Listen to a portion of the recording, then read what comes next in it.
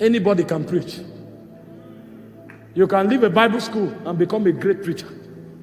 You can be an orator and become a great preacher. But it takes spiritual stamina to be a man of prayer. Because in the realm of God's power is not the ability to raise the dead. Because people don't die there. In the realm of God's power is not the ability to heal the sick. Because people don't fall sick there. In the realm of God, power is the ability to stand in the presence. That's why I said the four beasts, day and night, forever and ever, they stand before God and they have one testimony. Holy, holy, holy is the Lord. When God finds such men, he gives them his presence as a token. And that's why when Gabriel came to Zacharias, he said, I am Gabriel that standeth in the presence. Because in the realm of God, that is a scepter. It's a place of power that a man can stand. Many times when you want to find out your capacity in the spirit, it's not about preaching.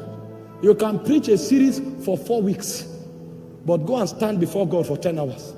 That's when you will know those who have capacity. Men who can travel.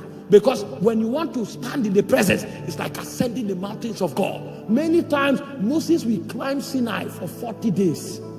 He's climbing, he will fall, he will climb. When you ascend Sinai, Sinai is over 6,000 feet tall. Your legs will be blistered, your hands will be blistered. It takes hunger, power, and a state of not compromising to be able to stand in the presence. And Moses will labor until he gets there. And when he gets there, God doesn't even show up. He will still tarry for 6 days. And when God descends on that mountain, when God descends, Moses doesn't return as a mortal. He returns as a mortal. And he said, even Moses wished not that his face began to shine.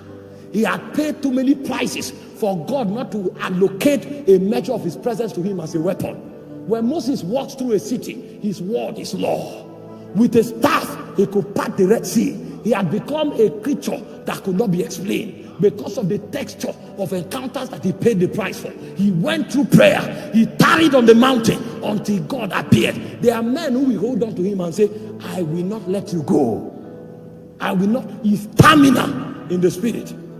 You want to find strong men? They are not on the pulpit. They are on the altar.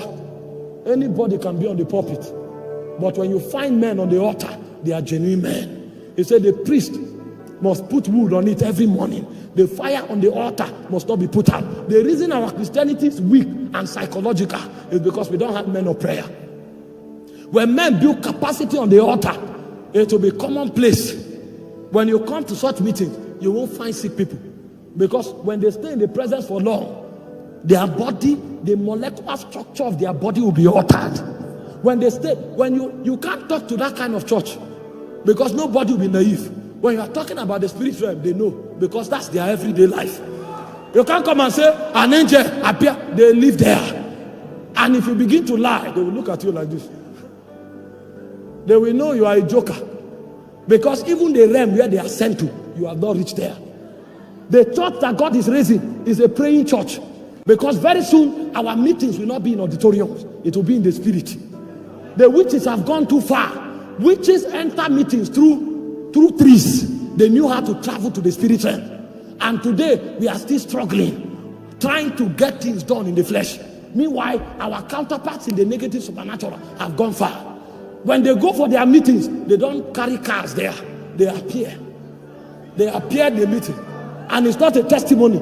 If I appear on this altar, I assure you everybody will run. But in the demonic coven, it's a normal thing.